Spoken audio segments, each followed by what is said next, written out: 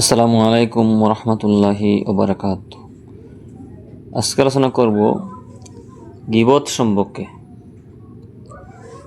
রাসূলুল্লাহ সাল্লাল্লাহু আলাইহি সাল্লাম বলেছেন, গীবত বলা হয় ওই জিনিসকে একে অপরের অনুপস্থিতিতে তাহার সম্পর্কে এমন কোনো কথা বলা যাহা সে পছন্দ করবে না। অর্থাৎ একজনের আজগুরে সে উপস্থিত নাই, তখন তার সম্পর্কে এমন কথা বলা যে কথা সে পছন্দ করবে না, তাহাকে গীবত বলে। কেহ জিজ্ঞাসা করিল, যদি বাস্তবিক ওই ব্যক্তির মধ্যে উহা বিদ্যমান থাকে যাহা সম্বন্ধে সে বলা হইয়াছে, অর্থাৎ একজন চোর তার আজগরে বলল ওই ব্যক্তি চোর, বাস্তবিক সে চোর, তাহলে কি এটা গীবত হবে? তখন রাসূলুল্লাহ সাল্লাল্লাহু আলাইহি ওয়াসাল্লাম উত্তর দিলেন, তাহা হইলে গীবত হইবে। যে তাহার মধ্যে যে দুষ্টা আছে, ওই দুষ্টাই তার অগোচরে বলা গীবত।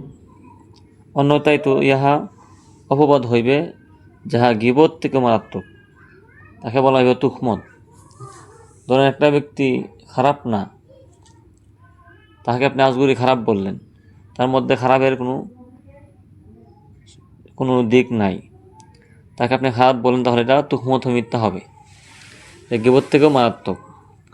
আর যাহার মধ্যে দোষ আছে, এটা আপনি আজগুরি বললেন, যে মনে সে চুরি করে বা সে মিথ্যা কথা বলে বা সে বাটপার বা যে কোনো তার দোষ বর্ণনা করলেন তার অগোচরে, এটা হবে গীবত। অর্থাৎ একটা মানুষের দোষ অগোচরে বলার নাম ওই গীবত।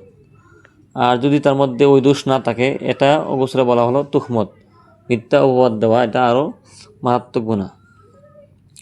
এই জন্য আমরা গীবত নিয়ে অনেকগুলা পাঠ করব। আজকে হলো প্রথম পাঠ। আজকে জানলাম গীবত কাকে বলে। গীবত বলা হয় ওই জিনিসকে যেটা একজনের অগোচরে বা একজন মানুষের অনুপস্থিতিতে বলা হয়, এটাকে গীবত বলা হয়। আমি একটা কাজ করেছি, মন্দ কাজ, এটা আমার আজগুরে যদি কেউ বলে, সে আমার গীবত করলো।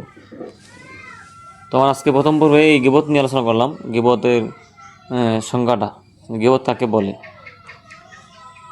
আর পরবর্তী পর্বে আমরা নিয়ে আসবো গীবতের ভয়াবহতা এবং গীবত কত প্রকার কী কী, এবং গীবত করলে কী গুনাহ হয়, যা জানার পরে একজন মুমিন কখনো গীবত করতে পারে না এবং গীবত করবে না। ভিডিওটা শেয়ার করে দিবেন যাতে অন্য মুসলমান ভাই বোনেরা গীবত সম্পর্কে জানতে পারে এবং এই গুনাহ থেকে বাঁচতে পারে। তাহলে আপনিও সওয়াব পাইবেন, আমারও সওয়াব পাইবেন ইনশাআল্লাহ।